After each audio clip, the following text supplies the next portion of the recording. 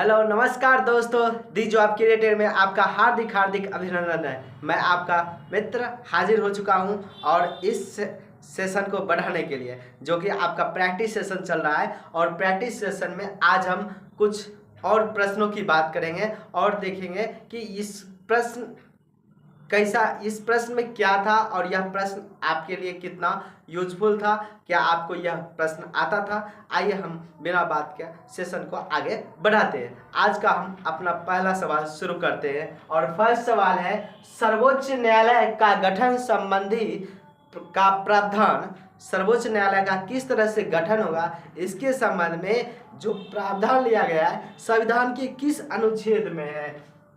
तो यह आपको दिखेगा अनुच्छेद 124। सर्वोच्च न्यायालय का गठन संबंधी प्रावधान अनुच्छेद 124 में दिया गया।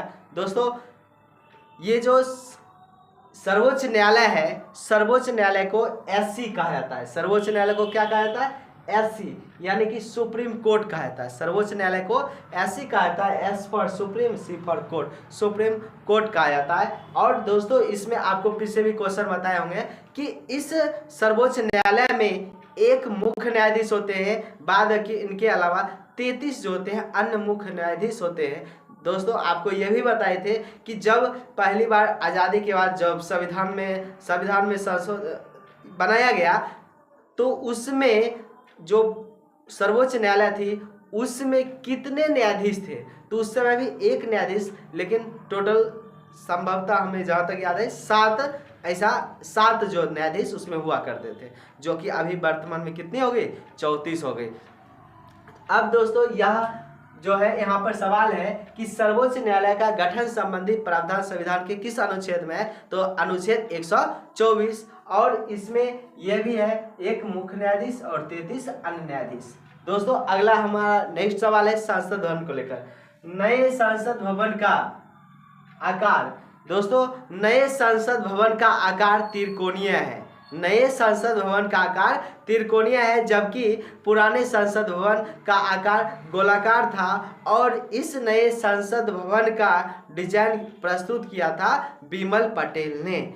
नए संसद भवन का आकार कैसा है दोस्तों? त्रिकोणीय है। और इसका डिजाइन किसके द्वारा किया गया था?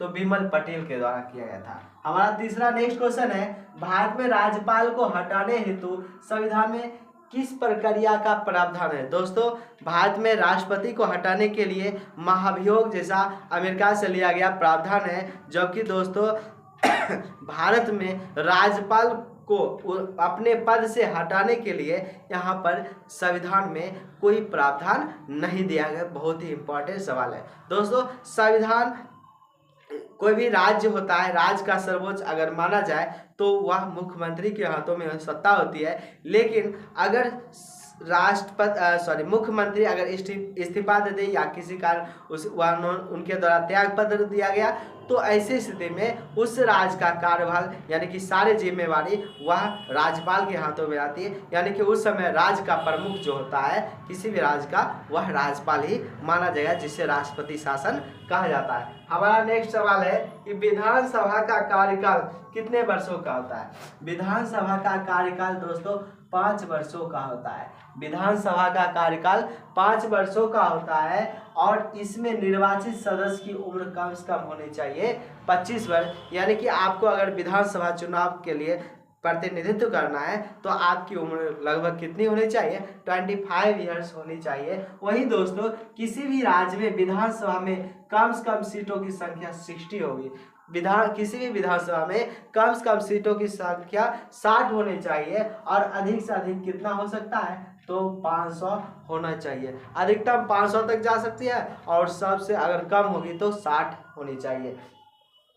नेक्स्ट हमारा क्वेश्चन है दोस्तों, विधानसभा का चुनाव बस 1 से 2 मंथ में अक्टूबर महीने में होने वाली है। और इसमें हम लोग यही विधानसभा में देखेंगे, विधानसभा में जो सदस्य चुन के जाते हैं, जिसे हम कहते हैं विधायक कहते हैं। और विधायक के माध्यम से ही फिर एक सीएम उम्मीदवार का चयन किया जाता है और वह एक किसी राज्य का सर्वेसर्वा बन जाता है, जो सरकार को चलाने में मदद करती है। हमारा नेक्स्ट क्वेश्चन है, प्राक्कलन समिति में प्राकलन समिति में कितना सदस्य होता है, तो प्राकलन समिति में 30 सदस्य होते हैं और 30 का 30 सदस्य किसका होता है, लोकसभा का होता है। दोस्तों याद रखना है, इसमें राज्यसभा का एक भी सदस्य शामिल नहीं होता है। प्राकलन समिति में सिर्फ लोकसभा के सदस्य शामिल होते हैं, इसमें इनकी संख्या 30 होती है और इसमें राज्यसभा का कोई सदस्य शामिल नहीं होता है। हमारा नेक्स्ट क्वेश्चन है 73वां संविधान संशोधन। 73वां संविधान संशोधन किससे संबंधित है, तो पंचायती राज से। बहुत इंपॉर्टेंट सवाल है।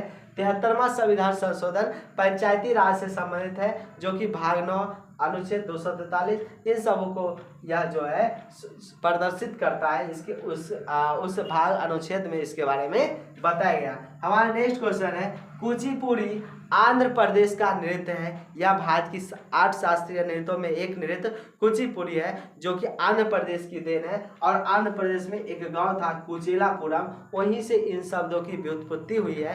कुचेलापुरम से क्या बना, कुचिपुरम, जो कि कहाँ था, आंध्र प्रदेश राज्य में था। यानी कि शास्त्रीय नृत्य कुचिपुड़ी का संबंध किस स्टेट से है, तो हमारा आंसर हो जाएगा आंध्र प्रदेश। हमारा नेक्स्ट क्वेश्चन है, एक हीरोइन है हेमा मालिनी, जो कि एक नाम से प्रसिद्ध है बसंती। वही बसंती जो किस नृत्य से संबंध रखती है, तो मोहिनी अट्टम। मोहिनी अट्टम जो हेमा मालिनी करती थी और उसमें वह ज़्यादा अपना ख्याति प्राप्त की थी। दोस्तों इसके अलावा एक हीरोइन और थी जिसकी मृत्यु हो गई, श्रीदेवी, वह भी मोहिनी अट्टम से ही संबंधित है। यानी कि हेमा मालिनी का संबंध किस नृत्य से है, तो मोहिनी अट्टम से है।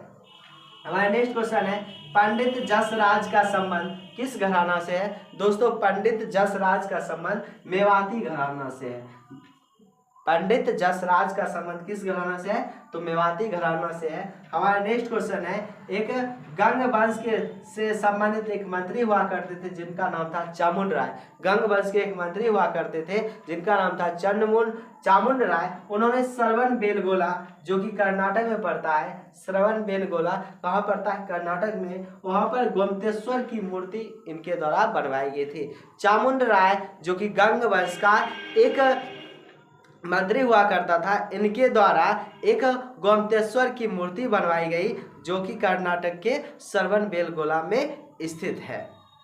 हमारा नेक्स्ट क्वेश्चन है पारसियों का नववर्ष त्योहार किस रूप में मनाते हैं। दोस्तों पारसी एक पंथ हो गया और इनका एक जो है नया वर्ष होता है, नववर्ष होता है, जैसे अंग्रेजी महीना के अनुसार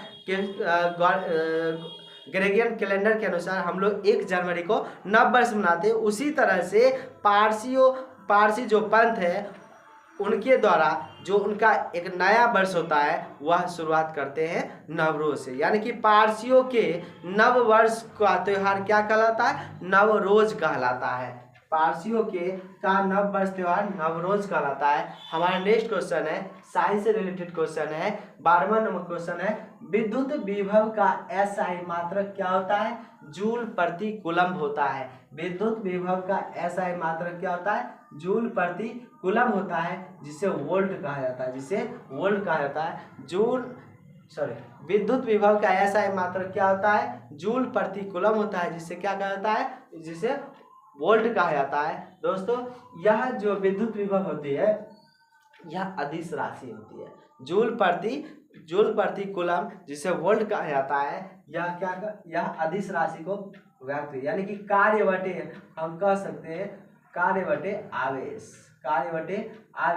यह जो होता है कार्य का मात्रक जूल और आवेश का होता है कूलम्ब, जूल प्रति कूलम्ब विद्युत विभव का मात्रक होता है। हमारा नेक्स्ट क्वेश्चन यह भी साइंस है, चालकता का एसआई मात्रक क्या होता है। दोस्तों चालकता का एसआई मात्रक इसे पढ़ते हैं ओम, और पावर -1 लगा दिए तो इसको ओम इनवर्स पढ़ेंगे।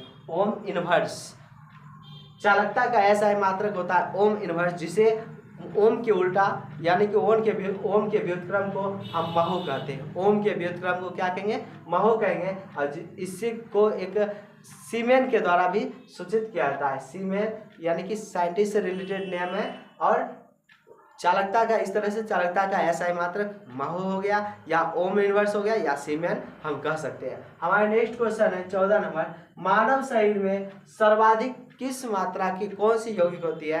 मानव शरीर में सबसे अधिक मात्रा में पाई जाने वाली यौगिक जल होती है जिसे H2O कहा जाता है। फिर इसके बाद यौगिक के रूप में प्रोटीन मिलेगा, फिर वसा और कार्बोहाइड्रेट। दोस्तों हमारे शरीर में कार्बोहाइड्रेट कम होता है, इसीलिए हमारे शरीर से अगर कुछ हार्ड वर्क करते हैं तो हमारे शरीर से एनर्जी लॉस अधिक हो जाता है, यानी कि और जल की मात्रा रहती है, इसीलिए पसीना बहता भी है तो फिर भी हमारे शरीर में पानी की मात्रा उतनी कमी नहीं होगी जितनी कार्बोहाइड्रेट कमी होने के बाद हमारे शरीर में ऊर्जा की कमी जैसा महसूस होता है। अगर आप दौड़ते हैं तो आपके शरीर का कार्बोहाइड्रेट का विनाश होता है जिसकी वजह से थकावट का अनुभव होने लगता है। इस तरह से हमारे शरीर में सर्वाधिक मात्रा में पाई जाने वाली यौगिक कौन सा है? तो वह जल है। उसके अलावा उसके बाद प्रोटीन होता है, फिर वसा होता है, फिर कार्बोहाइड्रेट होता है। हमारे नेक्स्ट क्वेश्चन है 15 नंबर क्वेश्चन। इस क्वेश्चन को बताने से पहले एक सूचना यह है कि आप खूब अच्छे तरीक़ा से इतने अच्छे तरीके से मेहनत कीजिए ताकि एग्जाम में बैठते ही आपको लगे नहीं ये सवाल हमसे बनेगा और यही इसका सही जवाब होगा। दोस्तों आपको बिना ऑप्शन का, ताकि आप कंफ्यूज ना हो, जैसे ही यह दिखे तो आपको एक ही ऑप्शन दिखेगा और वह सही ऑप्शन दिखेगा। इसलिए आप इस रिवीजन क्लास को जरूर देखते रहिए, बहुत ही कम समय बच गया है और बेहतरीन तरीक़ा से थोड़ा टाइम देकर कीजिए, गहन अध्ययन कीजिए। हमारे 15 नंबर सवाल कर रहा है यसद लेपन जिसे कहा था जस्तीकरण। यसद लेपन को कहा था जस्तीकरण।